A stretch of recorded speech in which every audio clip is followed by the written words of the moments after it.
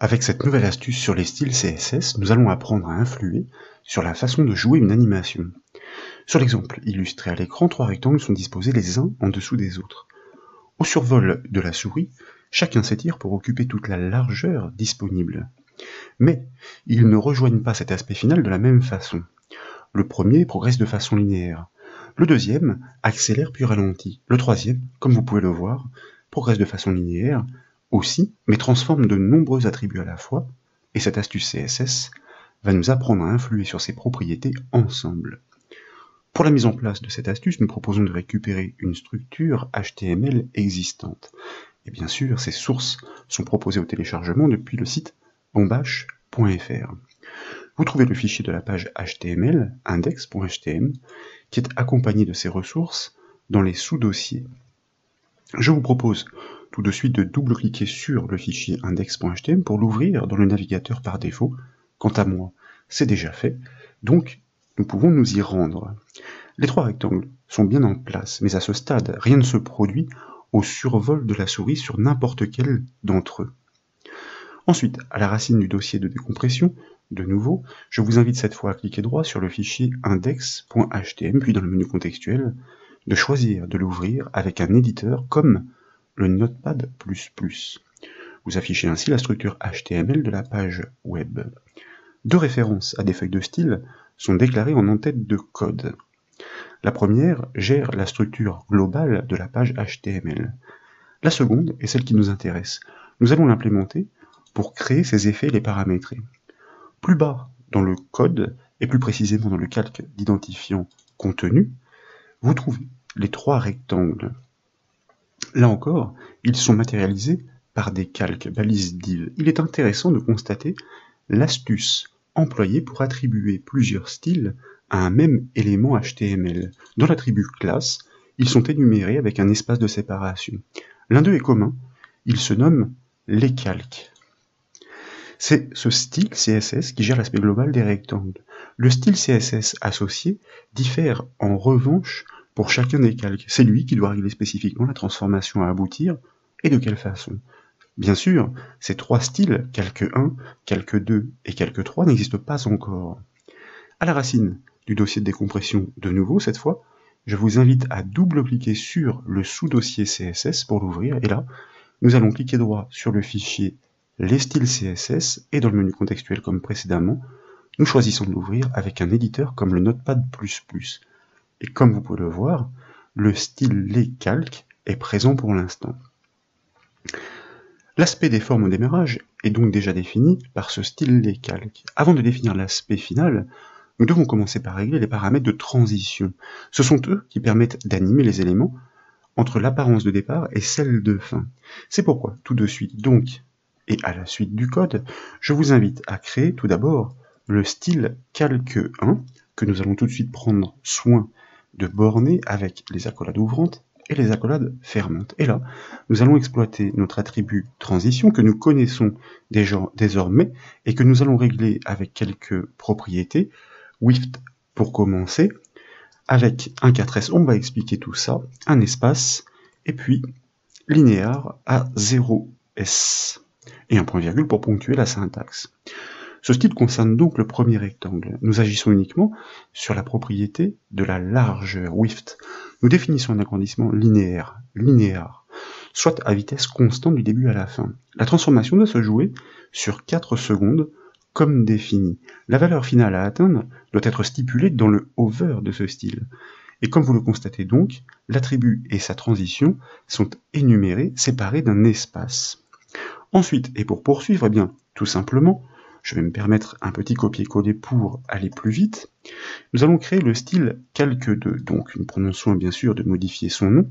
Et là, plus simplement, nous allons restreindre, réduire nos attributs de manière à ne programmer que la transformation sur la largeur. Ce style concerne donc le deuxième rectangle.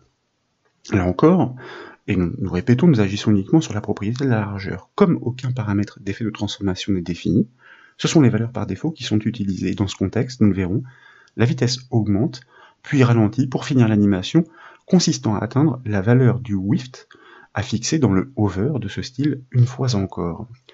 Ensuite, eh bien, nous poursuivons nous avons besoin de définir notre troisième style, calque 3, pour le troisième rectangle.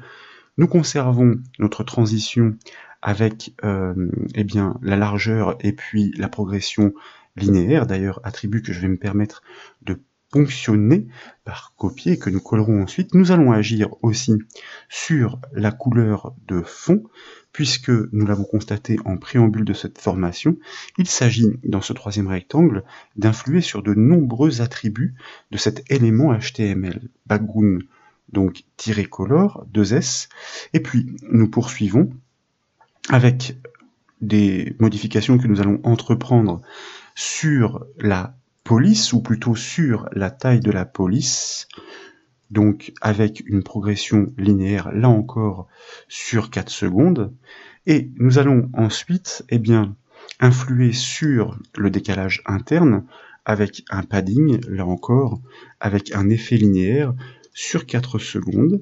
Et puis nous progressons. Alors je m'aperçois que je suis en train de faire des bêtises, car il ne s'agit bien sûr pas de point-virgule pour l'énumération de tous ces attributs de style. Pardonnez-moi, hein, c'est une déformation de développeur ou d'utilisateur d'Excel. Allons le dire, il s'agit bien de virgule.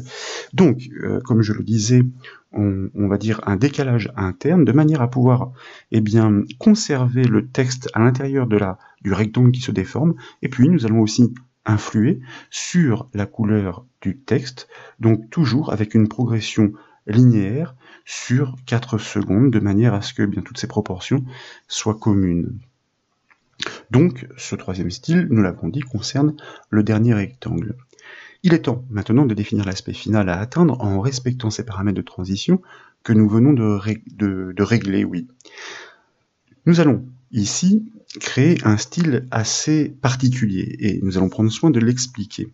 Je vous propose, enfin c'est plutôt une imbrication de styles.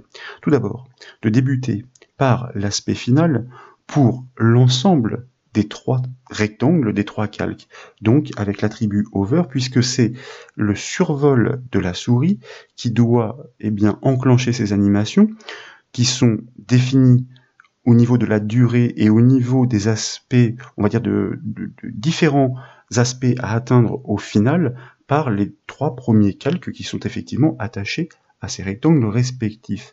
Mais comme eh bien, les 3 calques ont au moins une propriété commune finale à atteindre, eh bien nous allons optimiser le code en les regroupant et en les énumérant, là encore, donc séparés d'une virgule. Alors décidément, vous voyez que je ne veux pas le mettre, ce point en préfixe, hein, c'est bien la syntaxe CSS qui l'impose, de manière à pouvoir reconnaître qu'il s'agit d'un style attaché à un élément HTML dans notre page web. Nous prenons soin de borner donc cet aspect final, et là, nous allons tout simplement indiquer que eh bien, la largeur à atteindre est fixée à 100% en relatif, puisque ces rectangles, ces divs, sont encapsulés dans un calque qui a des dimensions bien précises, donc c'est 100% de ces dimensions par rapport à ce calque parent.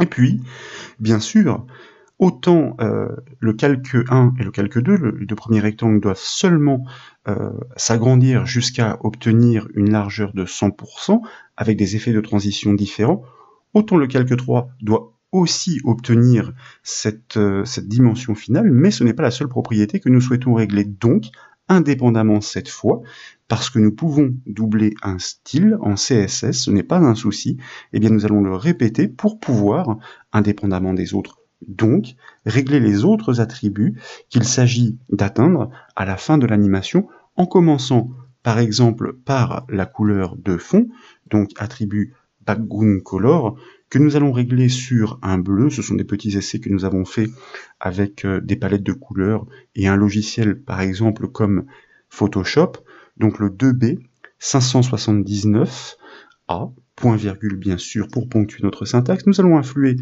comme nous le disions, sur la taille de la police, que nous allons sensiblement augmenter à 30 pixels. Nous allons influer sur le décalage interne, là aussi nous le disions, de manière, malgré la transformation, à contraindre le texte à rester à l'intérieur de sa forme, si possible de façon équilibrée, c'est-à-dire centrée dans la hauteur. Et ensuite, nous allons modifier la couleur de texte avec un gris relativement clair. Ce qu'il y a d'intéressant ici, c'est de comprendre que en paramétrant dans l'attribut transition toutes les propriétés que nous souhaitons modifier, eh bien, sur l'aspect final de ce style associé, nous définissons effectivement les attributs que nous souhaitons leur faire atteindre. Ça, c'est la magie du CSS et vous allez voir que tout va se passer à merveille. Pour cela, nous allons commencer par enregistrer nos modifications.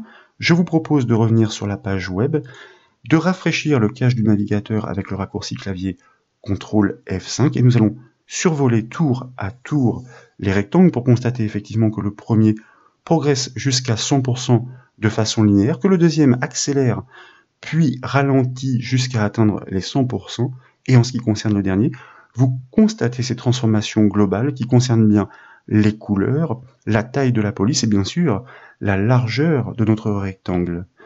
Voilà donc pour cette nouvelle astuce CSS, j'espère qu'elle vous a plu. Si c'est le cas, comme toujours, je compte sur vous pour mettre un petit j'aime à la vidéo, et comme vous le savez, vous pouvez retrouver toutes les astuces et formations sur le site bombache.fr. Je vous remercie.